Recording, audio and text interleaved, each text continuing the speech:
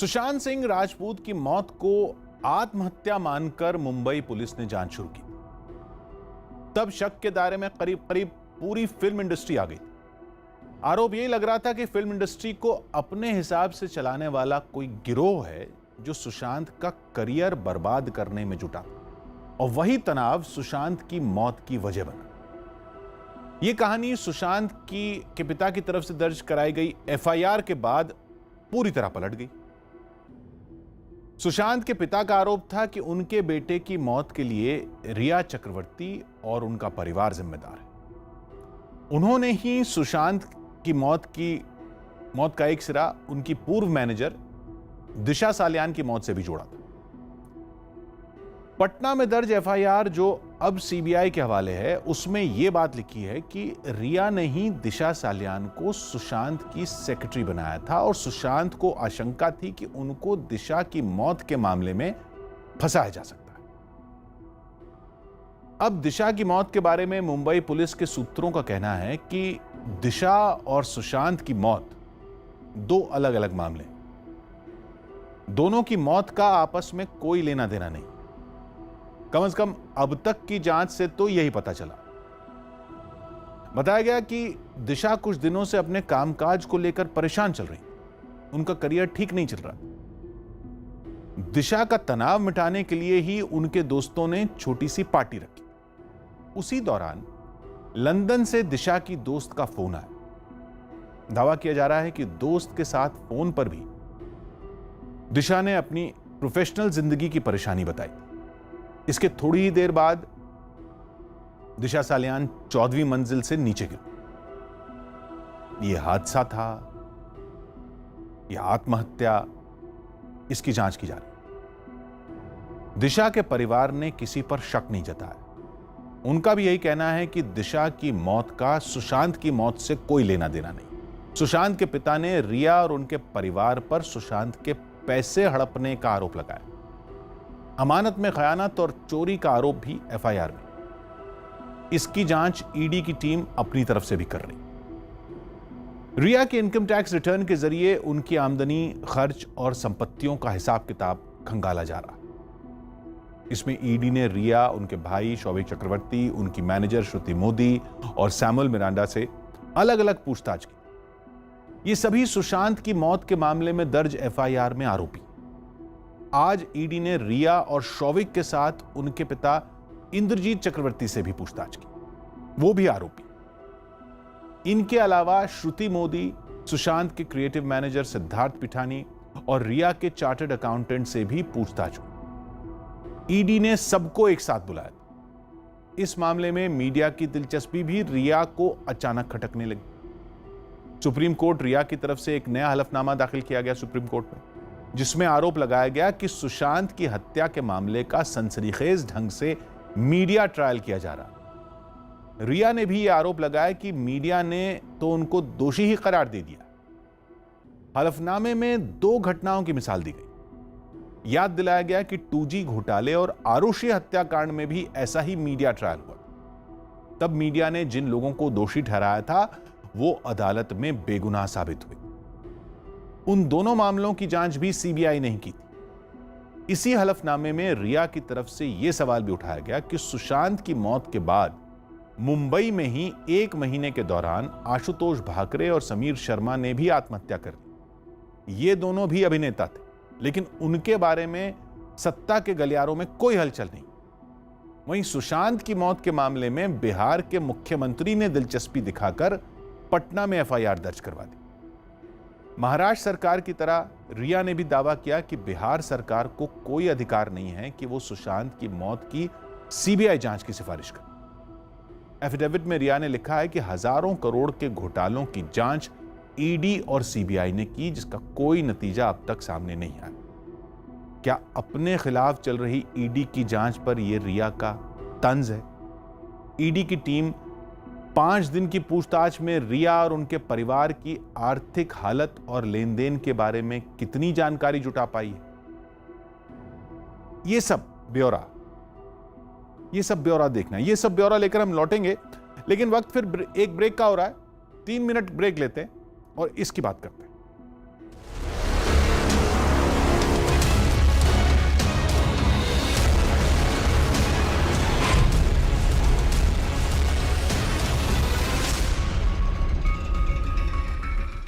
एक बार फिर मिलने को।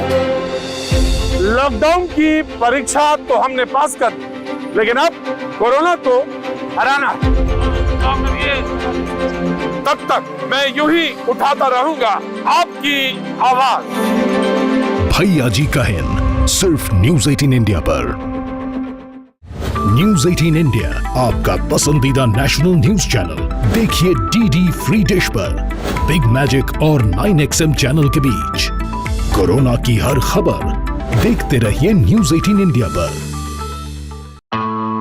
नाम अमीश देवगन, काम सच सामने लाना। आपने भी तो सियासत खेलने के लिए सब कुछ खेल खेला। सवाल तीखे मगर जरूरी भी। क्या आपने भी पॉलिटिक्स करी? मुद्दे जो आपसे जुड़े हैं, राय बेबाक।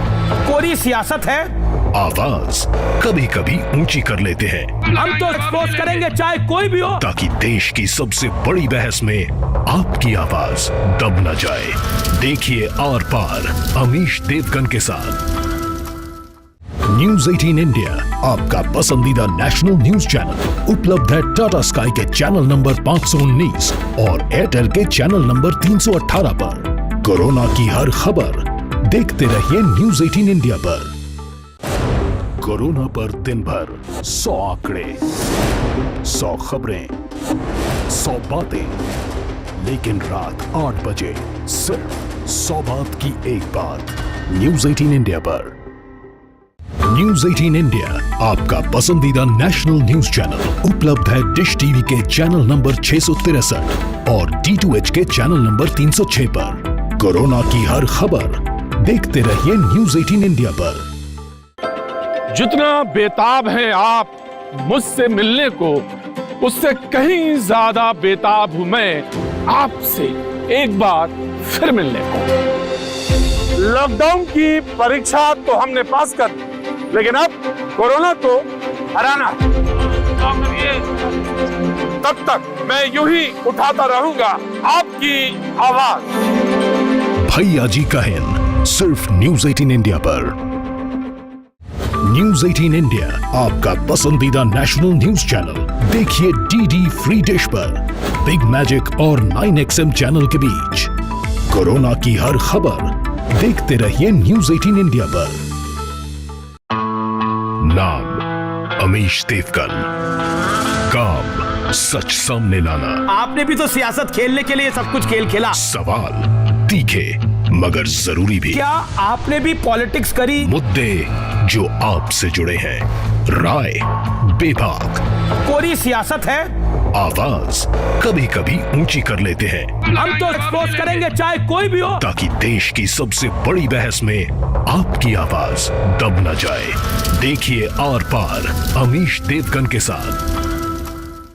न्यूज 18 इंडिया आपका पसंदीदा नेशनल न्यूज चैनल उपलब्ध है टाटा स्काई के चैनल नंबर 519 और एयरटेल के चैनल नंबर 318 पर। कोरोना की हर खबर देखते रहिए न्यूज 18 इंडिया पर। कोरोना पर दिन भर 100 आंकड़े, 100 खबरें, 100 बातें, लेकिन रात 8 बजे सिर्फ 100 बात की एक बात न्यूज 18 इंडिया पर। न्यूज 18 इंडिया आपका पसंदीदा नेशनल न्यूज चैनल उपलब्ध है डिश टीवी के चैनल नंबर 663 और D2H के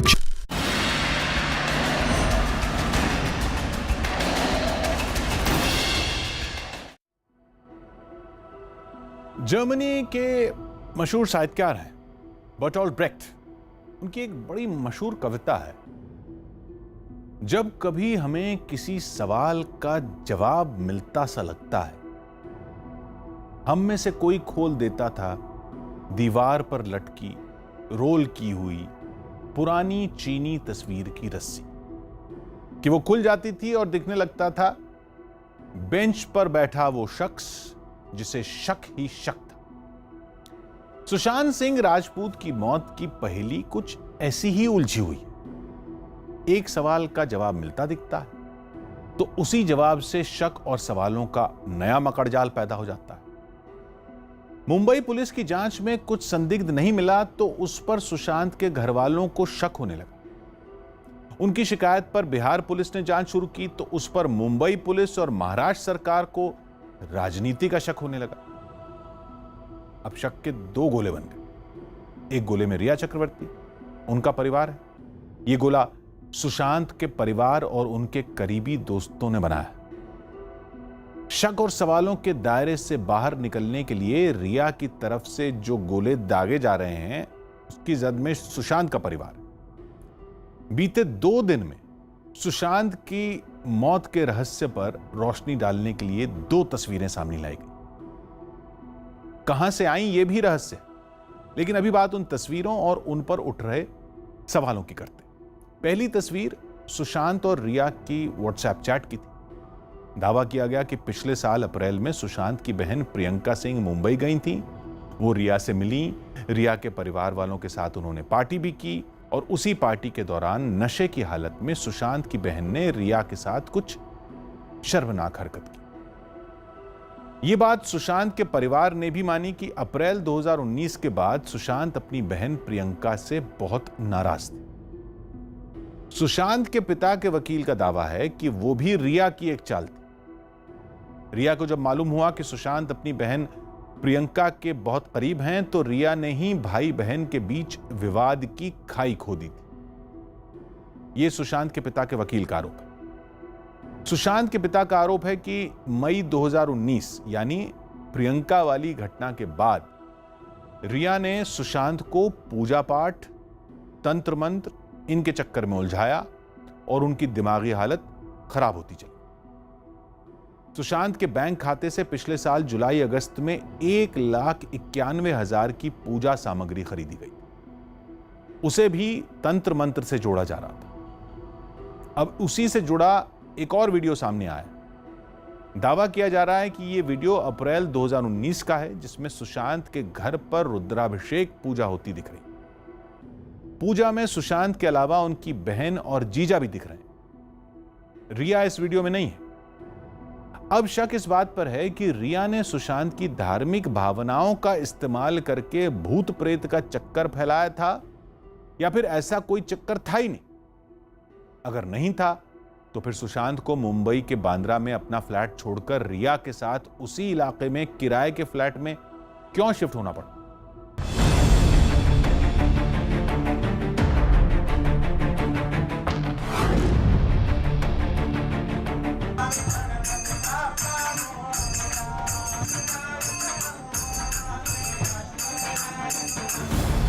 मैं 15 तारीख को गया था उनके फैमिली, पिताजी और भाई साहब जो है उनके साथ। उसके बाद से मैं हर चीज़ बता सकता हूँ। मेरे ख्याल से उससे मैं कहूँ कि बहुत सारे यूट्यूबर्स हैं या बहुत सारे ऐसे वीडियोस, चाहे वो फेक हो सकते हैं या फिर सही हो सकते हैं।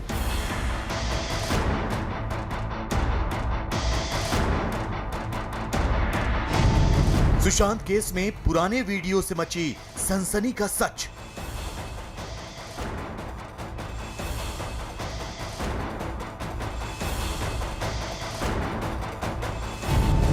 सुशांत और रिया के बीच मारपीट की इनसाइड स्टोरी।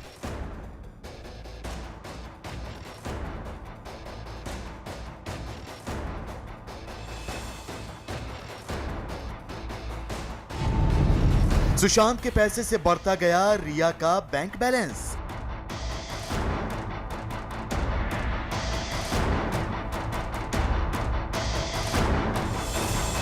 सुशांत सिंह राजपूत की मौत और उससे जुड़े सैकड़ों सवाल हैं, जिनके जवाब तलाशने की कोशिश में पूरा मामला उलझता नजर आ रहा है। सीबीआई की जांच शुरू होने से पहले मुंबई पुलिस अब नए नए खुलासे कर रही है, जिससे इस केस से जुड़े कई किरदार कटघरे में खड़े नजर आ रहे हैं। रिया चक्रवर्ती और उनका परिवार तो पहले से ही रडार पर है। प्रवर्तन निदेशालय यानी ईडी की तफ्तीश में सुशांत के रूम पार्टनर सिद्धार्थ पिठानी और श्रुति मोदी समेत रिया के करीबियों पर भी शिकंजा कसता नजर आ रहा है। प्यार, पैसा और धोखे की इस कहानी में कई पेच हैं।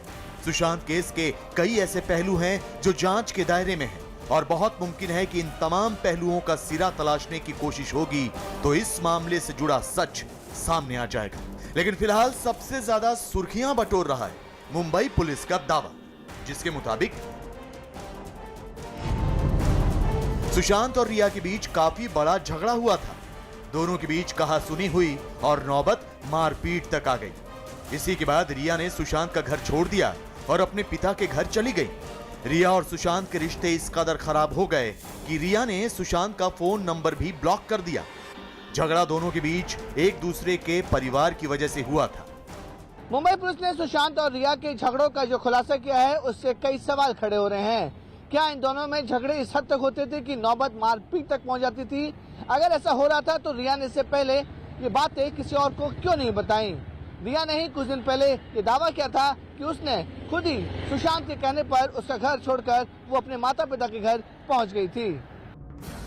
सवालों की ये फहरिस्त तब और लंबी हो जाती है जब रिया और सुशांत के बीच हुए कुछ व्हाट्सएप चैट सामने आते हैं। इन चैट में सुशांत की बहन प्रियंका का जिक्र है। रिया अपने भाई शोविक चक्रवर्ती की बर्थडे पार्टी में प्रियंका पर बुरा बर्ताव करने का आरोप लगाती है, जिस पर रिया और सुशांत की लंबी बातचीत होती है। मेरा बेबी कैसा है? मैं ठीक नहीं। मेरी बहन अब सिड भाई को बरगला रही है। विक्टिम कार्ड खेलकर पूरा मामला घुमाने की कोशिश कर रही है। वो मुझ पर यह बात डाल रही है कि मैं इसके लिए शारीरिक रूप से सजा दे रहा हूं। मैं इससे बहुत दुखी हूं। मीटिंग के बाद फोन करना। इसके बाद सुशांत रिया को एक मैसेज भेजते हैं जो उन्होंने अपनी बहन को किया था। इस मैसेज के जरिए सुशांत अपनी बहन प्रियंका को रिया के साथ बुरा बर्ताव करने के लिए डांटते भी हैं, जबकि इसके बारे में सुशांत व्हाट्सएप के जरिए अपने रूम पार्टनर सिद्धार्थ पिठानी से भी बात करते हैं। सुशांत के घर वालों की माने तो इस व्हाट्सएप चैट के बाद 8 से 9 महीने तक प्रियंका और सुशांत के बीच कोई बातचीत नहीं हुई। लेकिन वक्त बीतने के साथ सुशांत को पता चल गया कि रिया ने झूठ बोलकर उनका इस्तेमाल किया था।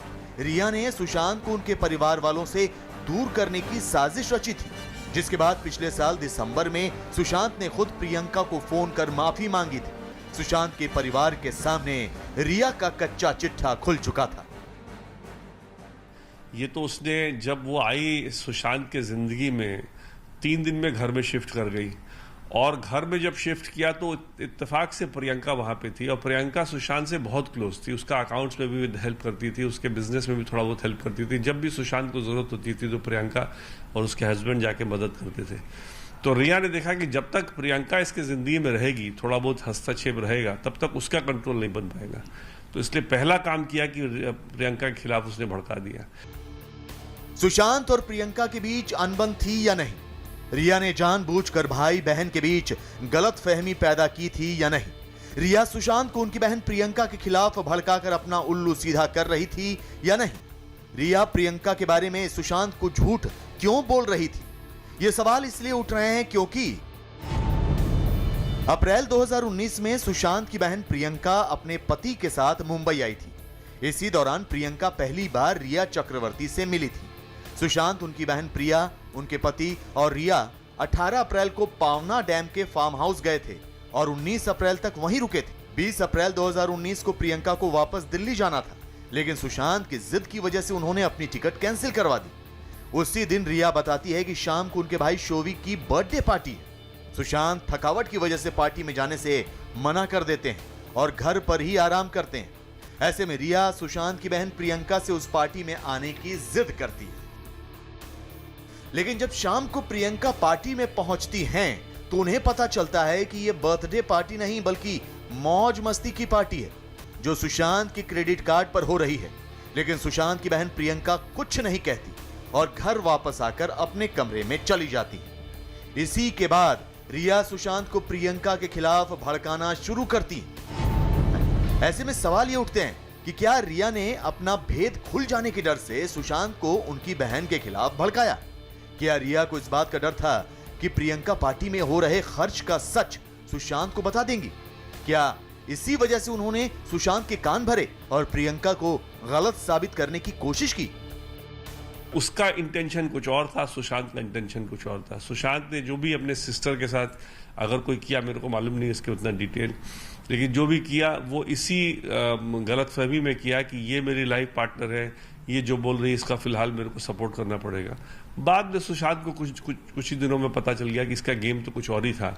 ये लाइफ पार्टनर बनने नहीं आई थी, सिर्फ ये बिजनेस पार्टनर बनना चाहती थी और सुशांत के पैसे पे मजे लेना चाहती थी। रिया सुशांत के साथ हुई व्हाट्सएप चैट ऐसे समय में सामने लेकर आई हैं जब सीबीआई ने उन्हें और उनके परिवार को सुशांत केस में आरोपी बनाया है। जब सुशांत के परिवार वालों ने रिया पर कई गंभीर आरोप लगाए हैं, लिहाजा व्हाट्सएप चैट सामने लाने की टाइमिंग सवालों के घेरे में। सुशांत सिंह राजपूत की मौत का मामला उलझता ही जा रहा है, तो इसी बीच सोशल मीडिया पर उनके पुराने वीडियो भी लगातार वायरल हो रहे हैं, जिनमें से एक वीडियो यह है। इसमें सुशांत अपनी बहन प्रियंका सिंह, उनके पति सिद्धार्थ सिंह और अपने स्टाफ के साथ पूजा करते हुए नजर आ रहे हैं। सूत्रों से मिली जानकारी के मुताबिक 4 घंटे तक चली ये रुद्राभिषेक पूजा सुशांत सिंह राजपूत के बांद्रा स्थित कैप्री हाइट्स बिल्डिंग की 15वीं मंजिल वाले फ्लैट में हुई थी। लेकिन गौर करने वाली बात यह है कि इस पूजा में रिया चक्रवर्ती शामिल नहीं थी, जबकि यह वीडियो 9 अप्रैल का बताया जा रहा है। जाहिर है ऐसे तमाम वीडियो, रिया और सुशांत के बीच हुई बातचीत, call detail record, WhatsApp message Sushant case में अहम साबित हो सकते हैं। सुशांत की मौत का जिम्मेदार कौन है, इसका पता लगाने में जांच एजेंसियों को सुराग हासिल हो सकते हैं।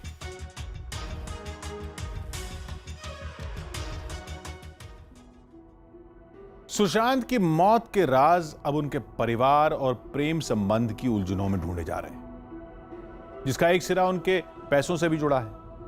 ईडी की टीम रिया चक्रवर्ती और उनके परिवार के लोगों से पूछताछ करके यह पता लगाने की कोशिश कर रही है कि सुशांत के कितने पैसे रिया और उनके परिवार के खातों में गए। ईडी की नजर रिया के उन 3 फ्लैट पर भी है, जिनमें एक के बारे में पता चला है कि रिया ने उसे अपने पैसों से खरीदा है और बैंक से लोन भी लिया। सुशांत ने पिछले साल सितंबर और इस साल जनवरी में 2 कंपनियां रजिस्टर कराई, जिनमें रिया और उनके भाई शौविक भी डायरेक्टर हैं। सूत्रों के मुताबिक ईडी को शक है कि कंपनियों की आड़ में सुशांत का पैसा मनी लॉन्ड्रिंग के जरिए फर्जी कंपनियों में खपाया गया हो सकता है। अभी सिर्फ शक है, जिसके आधार पर रिया, उनके भाई, उनके पिता, उनकी मैनेजर, उनके चार्टर्ड अकाउंटेंट सबसे पूछताछ की जा रही है।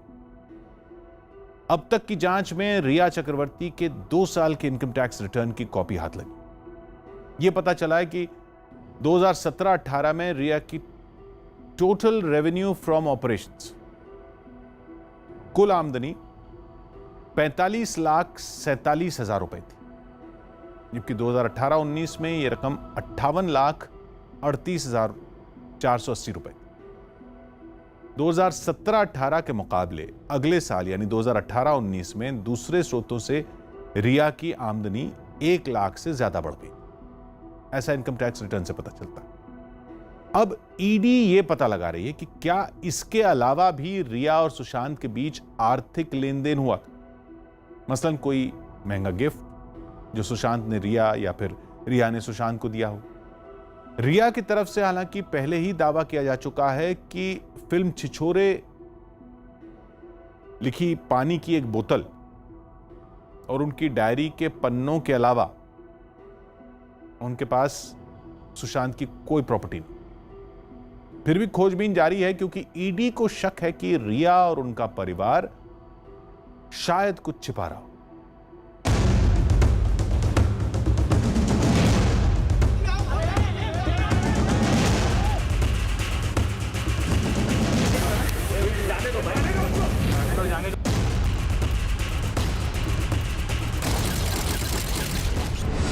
सुशांत सिंह राजपूत केस में प्रवर्तन निदेशालय यानी ईडी ने रिया चक्रवर्ती, उनके भाई शौविक चक्रवर्ती, उनकी मैनेजर श्रुति और सिद्धार्थ पिठानी से सोमवार को लंबी पूछताछ की।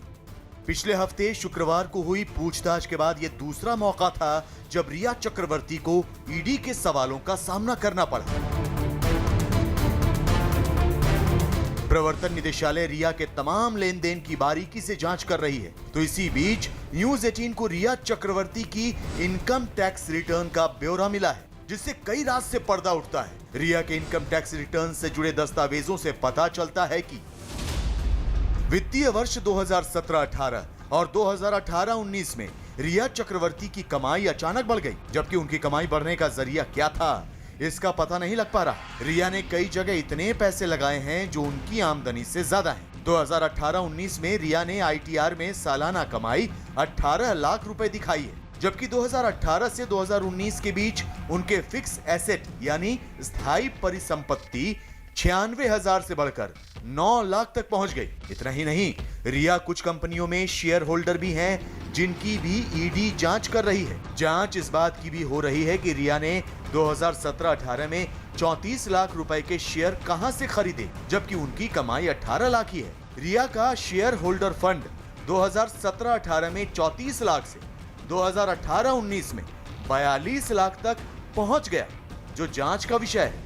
मेंटल कंडीशन ठीक नहीं थी फिर, या फिर मेडिसिन ले रहे थे, तो मुझे नहीं लगता है कि जो भी पैसा निकला है या निकला होगा वो उनके नॉलेज में होगा। और जिस तरीके से जांच एजेंसी काम कर रही है, मुझे लगता है क्योंकि फिर बुलाया गया है, अगर हर चीज़ पहले क्लियर किया होगा तो फिर नहीं बुलाया जाता। मुझे लगता है कहने कि वो ऐसी चीज़ है जो इन्फॉर्मेशन अभी तक क्लियर नहीं हो पा रही है, और मुझे लगता है कि ईडी हो या सीबीआई हो, वो जांच करके जिसको भी न्याय देना है, जो भी इसमें कल्प्रिट है और जो भी चीज़ होगा वो जरूर बाहर लेके आएगी। रिया चक्रवर्ती, शोविक चक्रवर्ती, इंद्रजीत चक्रवर्ती, रितेश शाह, संदीप श्रीधर, श्रुति मोदी, सैमुअल मिरांडा, सिद्धार्थ पिठानी, ये वो लोग हैं जो ईडी के रडार पर हैं। तो अब तक की जांच में जो सामने आया है उसके मुताबिक सुशांत सिंह राजपूत ने अपनी 4 कंपनियों में 2 के पेटेंट कराए थे, और उनकी ऐसी ही एक company Vivid Rays Reality private limited में रिया और उनके भाई शोविक चक्रवर्ती भी पार्टनर थे। कंपनी बनाए जाने के कुछ वक्त बाद रिया के भाई शोविक ने डायरेक्टर की हैसियत से संदीप श्रीधर को कंपनी के ऑडिट का जिम्मा सौंपा। ये वही वक्त था जब सुशांत पूरी तरह डिप्रेशन में थे और कंपनी पर पूरा नियंत्रण शोविक का था। यही नहीं, सुशांत के बाद डायरेक्टर के नाते अब पेटेंट बेचने का अधिकार भी शोविक और रिया के पास आ गया है। अगर वो ऐसा करते हैं तो इसके जरिए करोड़ों रुपए कमा सकते हैं। रिया से भी कोशिश की कांटेक्ट करने की, लेकिन उससे मैं कभी मिला नहीं था। रिया से मैं कांटेक्ट करने की कोशिश की लेकिन नहीं हो पाया। उसके बाद मेरा स्टाफ से होता था, कोऑर्डिनेट किया स्टाफ से, तो वहाँ से ये रिस्पॉन्स आया कि जो रिया आई है, रिया चक्रवर्ती, तो उन्होंने ये बोला कि जितने पुराने वाले स्टाफ है उनको नहीं लेना, वो अपने हिसाब से स्टाफ भर रही करके। उधर सुशांत केस को लेकर दिन जैसे जैसे बीतते जा रहे हैं, वैसे वैसे इस मामले में सियासत भी तेज होती जा रही है। शिवसेना नेता संजय राउत ने सुशांत और उनके परिवार के बीच खटास की बात कहकर आग में घी डालने का काम किया। सामना में संजय राउत ने सुशांत के पिता की 2 शादियों के बारे में लिखकर हड़कंप मचा दिया, जिसके बाद जेडीयू समेत बीजेपी के नेताओं ने उन्हें घेर लिया। एफआईआर किसको कहते हैं? First information report. ये कोई second information report, third, fourth नहीं होता है। कानून के जानकार जो है आप उनसे पूछ लीजिए, उस वक्त उनके फैमिली के लोगों को सोच समझकर जो बयान दिया है, स्टेटमेंट दिया, वो भी आप देख लीजिए। लगता है उनके पिताजी ने साफ कहा कि सुसाइड है, हमारा किसी के ऊपर शक नहीं है। संजय रावत जी के प्रति हम समझते हैं कि मेरी जो पहले से समझ थी वो उनके प्रति कुछ अच्छा ही था, लेकिन जिस तरह का वो एक फुहर वाला बयान दे रहे हैं, एक संवेदनशील मैटर में एक फुहरपनी कर रहे हैं, एक राज्यसभा सांसद हैं, एक अखबार के एडिटर हैं, और इस तरह का हल्का बयान उनको कम से कम नहीं देना चाहिए, उनको तो शर्म आना चाहिए। हास्यास्पद तो ये है कि रिया के साथ मिलकर संजय राउत शिवसेना प्रवक्ता फैमिली डिटेल्स सेलेक्टिवली लीक कर रहे हैं। उनका ये आरोप कि सुशांत के पिताजी ने दूसरी शादी की थी, सुशांत के मामा और चाचा ने इसका खंडन कर दिया है। अब तो इससे लगता है कि शिवसेना के लोग सीबीआई जांच से बिल्कुल बहदवास हैं, घबराए हुए हैं। उधर रिया चक्रवर्ती ने सुप्रीम कोर्ट में दिए अपने हलफनामे में कहा है कि मामले को सीबीआई ट्रांसफर करना भी राजनीति का हिस्सा है। बिहार पुलिस या सीबीआई को जांच करने का अधिकार ही नहीं है, जबकि सीबीआई केस की तफ्तीश शुरू करने जा रही है और सबसे पहले सुशांत के पिता के सिंह से पूछताछ हो सकती है।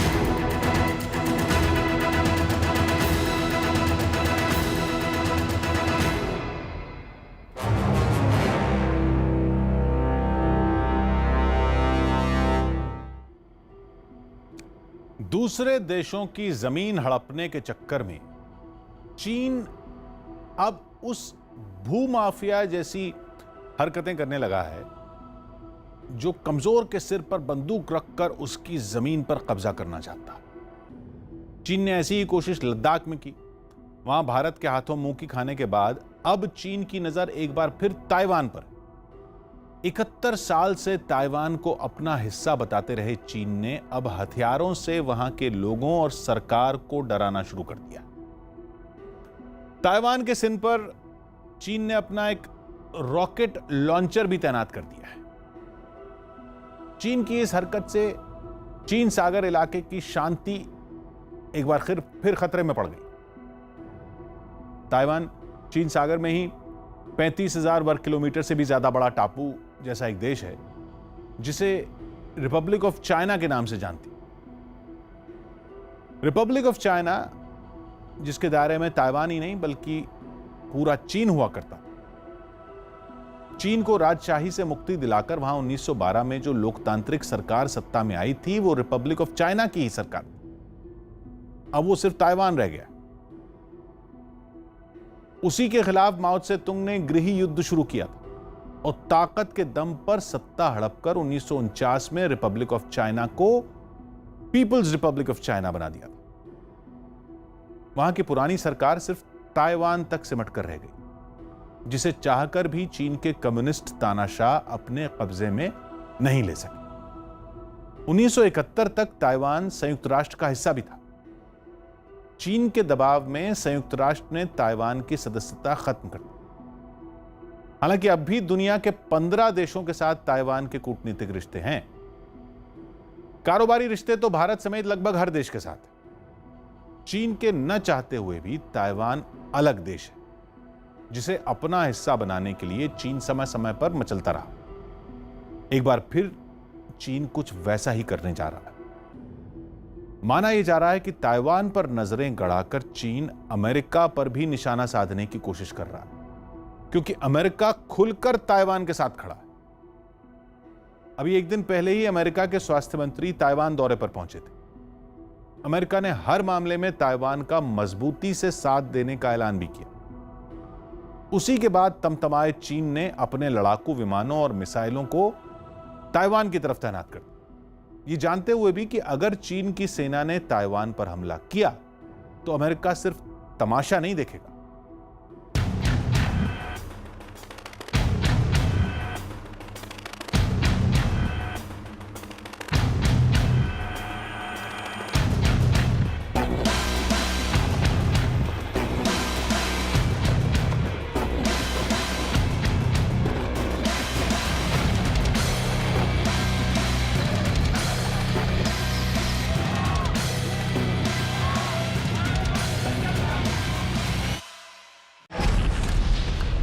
भूमाफिया चीन की नई चाल। लद्दाख में हारे चीन का ताइवान में तांडव।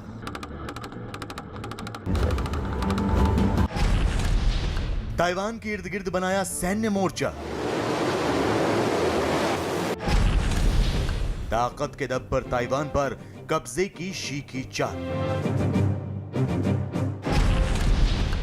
चीन की कभी ना खत्म होने वाली जमीन की भूख का नया शिकार अब ताइवान बना है, जिस पर अपना कब्जा बरकरार रखने के लिए चीन किसी भी हद से गुजरने के लिए तैयार हो चुका है। ताइवान को गुलामी की जंजीर में और मजबूती से जकड़ने के लिए चीन ने खून खराबे और तबाही की तैयारी भी कर ली है। इसके लिए चीन ने ताइवान जैसे देश की चौतरफा घेराबंदी शुरू कर दी है।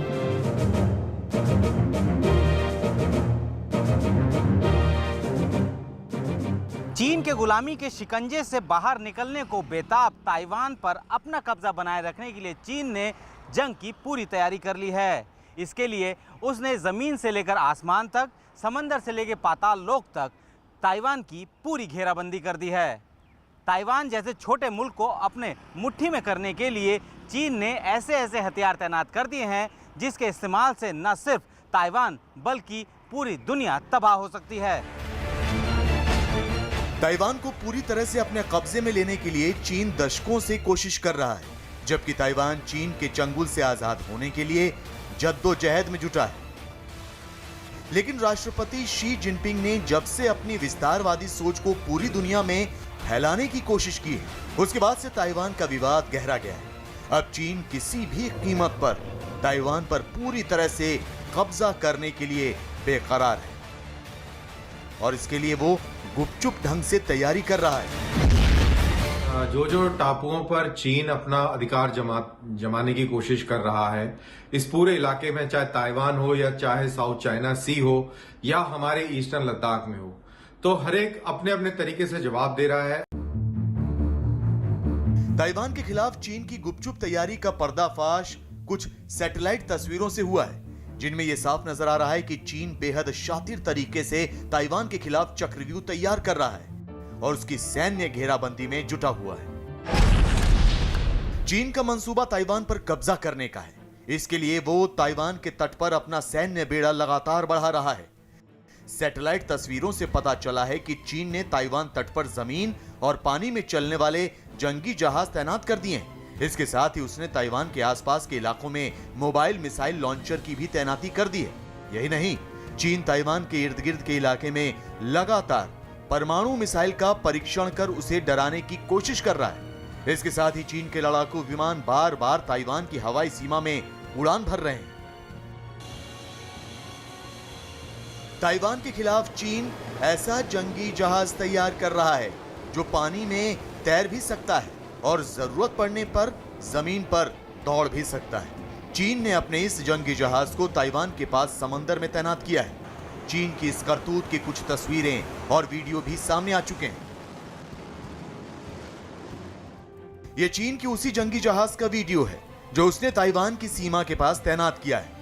चीन का यह जंगी जहाज पानी और जमीन दोनों पर चल सकता है, इसीलिए चीन ने इसकी मदद से ताइवान की घेराबंदी करने की कोशिश की है। इसके साथ ही चीन के जंगी जहाज और लड़ाकू विमान लगातार ताइवान की सीमा में घुसपैठ कर रहे हैं।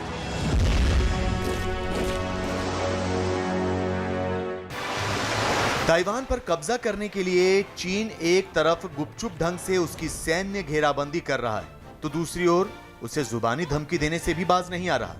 चीन के राष्ट्रपति शी जिनपिंग ने धमकी भरे अंदाज में यह ऐलान कर दिया है कि ताइवान पर कब्जा करने के लिए वो ताकत का इस्तेमाल करने से भी परहेज नहीं करेंगे। ताइवान चीन का हिस्सा है और उसे हम हर कीमत पर अपने साथ मिलाकर रहेंगे। हम इसका वादा नहीं करते हैं कि हम ताकत जैसे विकल्पों पर इस्तेमाल का विचार नहीं करेंगे। चीन के राष्ट्रपति का यह बयान जाहिर करता है कि चीन ने ताकत के दम पर ताइवान पर कब्जा करने की तैयारी कर ली है, बस उसे इंतजार एक चिंगारी भड़कने की। शी जिनपिंग जिस नेशनलिस्टिक एजेंडा के तहत सत्ता पे काबिज है, शी जिनपिंग ने चाइना को आश्वासन दिया है कि वो ताइवान को चाइना से मिला के रहेंगे।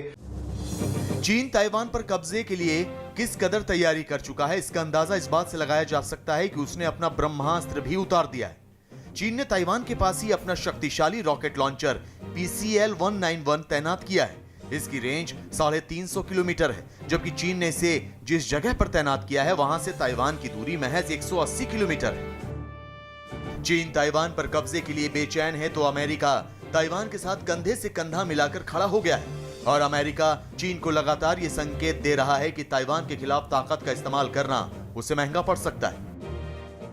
इस बीच अमेरिका के स्वास्थ्य मंत्री ताइवान के दौरे पर पहुंच गए हैं। अमेरिका के स्वास्थ्य मंत्री के ताइवान दौरे से चीन भड़क उठा है। उसने इस दौरे को उकसाने वाला कदम बताकर इसकी निंदा की। मिनिस्टर के दौरे से चीन बिल्कुल भड़केगा, क्योंकि चीन ने हमेशा ताइवान को अपना इंटीग्रल हिस्सा माना है और चीन के क्लेम के चलते दुनिया भर के मुल्कों ने इस चीज को माना था। चीन भले ही ताइवान पर कब्जे के लिए अपनी पूरी ताकत लगा रहा हो, लेकिन ताइवान भी पीछे हटने को राजी नहीं। उसने अपने नौसैनिक भी सीमा पर तैनात करने शुरू कर दिए हैं। ताइवान अगर चीन जैसे मुल्क से भिड़ने की तैयारी कर रहा है तो इसका मतलब साफ है कि उसके साथ अमेरिका खड़ा है। कोरोना महामारी का संकट फैलने के बाद से ही अमेरिका और चीन के बीच तल्खी जिस मोड़ पर पहुंच गई, उसे पूरी दुनिया ने नई कोल्ड वॉर, नए शीत युद्ध की शुरुआत ही मान ली। अमेरिका और चीन के बीच का यह शीत युद्ध दिन ब दिन खतरनाक होता जा रहा है, इसलिए क्योंकि न तो अमेरिका पीछे हटने को तैयार है ना चीन पीछे हटने को तैयार है। शीत युद्ध में होता यही है कि आमने सामने सीधी जंग लड़ने के बजाय एक दूसरे को उकसाया जाता है। कभी एक दूसरे के दुश्मनों के कंधे पर बंदूक रखी जाती, तो कभी दोस्तों के सिर पर बंदूक तान दी जाती। दो बड़े देशों में शीत युद्ध जब होता है तो बाकी देशों को शक्तिशाली राजा के तोते की तरह इस्तेमाल किया जाता है। पता है ना वो कहानी की, एक बहुत शक्तिशाली राजा था जिसकी जान उसके प्यारे तोते में थी। वैसा ही हाल इन दिनों उन देशों का है जिनकी चीन और अमेरिका से या तो दोस्ती है या फिर दुश्मनी। ताइवान चूंकि चीन की आंखों में खटकता है, इसलिए अमेरिका ने ताइवान को शह दे रखी। इसके जवाब में चीन ने अमेरिका के आंखों की सबसे बड़ी किरकिरी बने ईरान पर दांव खेला। ईरान के परमाणु कार्यक्रम से चिढ़कर अमेरिका ने उस पर कड़ी पाबंदियां लगा रखी। उन पाबंदियों को नजरअंदाज करके चीन ने ईरान के साथ 25 साल का एक समझौता किया। इस समझौते के तहत चीन को ईरान से सस्ता तेल मिलेगा और ईरान को अपनी परियोजनाओं के लिए चीन से पैसा। ईरान और चीन के बीच रणनीतिक समझौता भी होने की खबर है, जिससे अमेरिका ही नहीं बल्कि सऊदी अरब और इजराइल जैसे अमेरिका के दोस्त भी चीन से चिढ़ गए। दरअसल चीन ने ईरान पर 2016 से ही डोरे डालने शुरू कर दिए थे। तब चीन के राष्ट्रपति शी जिनपिंग खुद तेहरान दौरे पर पहुंचे थे। तब भी माना यही जा रहा था कि ईरान को अपने पाले में खींचकर चीन एक तीर से 3 निशाने साधने की कोशिश कर रहा। चीन का पहला निशाना अमेरिका के एक दुश्मन को अपना दोस्त बनाना, दूसरा ईरान की मदद से फारस की खाड़ी में अपना दखल और पश्चिम एशिया तक अपनी पहुंच बढ़ाना, और तीसरा मकसद ईरान और भारत के रणनीतिक रिश्तों में रोड़ा अटकाना। अब ईरान को बेल्ट एंड रोड प्रोजेक्ट का हिस्सा बनाकर चीन ने उसे भारत से थोड़ा दूर कर दिया, ऐसा कूटनीति के जानकार मान रहे। साथ ही ईरान के साथ व्यापारिक और रणनीतिक समझौता भी अमेरिका के साथ ही भारत के लिए भी चिंता का सबब बन सकता है, ऐसी आशंका जताई जा रही है। हालांकि ईरान ने यह साफ कर दिया है कि चीन से उसके रिश्तों का असर भारत के साथ उसकी दोस्ती पर नहीं पड़ेगा। फिलहाल ईरान और चीन के रिश्तों का साया भारत पर दिख भी नहीं रहा। फिर भी ईरान और चीन के साथ आने से सऊदी अरब और इजराइल की पेशानी पर बल पड़ चुके। ईरान का इन दोनों देशों के साथ 36 का आंकड़ा है, तो माना यह जा रहा है कि इससे खाड़ी में तनाव के बादल तो मंडरा ही रहे।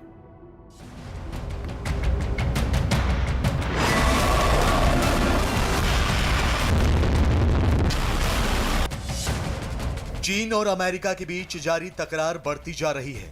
अमेरिका चीन पर जितनी लगाम लगाने की कोशिश कर रहा है, चीन उतना ही ज्यादा अमेरिका को उकसा रहा है। अमेरिका का सिरदर्द बढ़ाने के लिए ही चीन ने अब ईरान को अपनी ढाल बनाया है। चीन ने ईरान के कंधे पर बंदूक रखकर वार करना शुरू किया है। चीन ने कुछ ही दिन पहले ईरान से 25 साल का एक बड़ा करार किया है। इस करार के तहत ईरान सस्ते दर पे चीन को तेल मुहैया कराएगा और बदले में चीन ईरान की बड़ी परियोजनाओं में पैसा लगाएगा। इस करार के तहत दोनों देश सैन्य अभ्यास करेंगे और हथियार भी साथ मिलकर बनाएंगे और इसके अलावा खुफिया जानकारी भी साझा करेंगे। अमेरिका ने इस वक्त ईरान पर कई पाबंदियां लगा रखी हैं।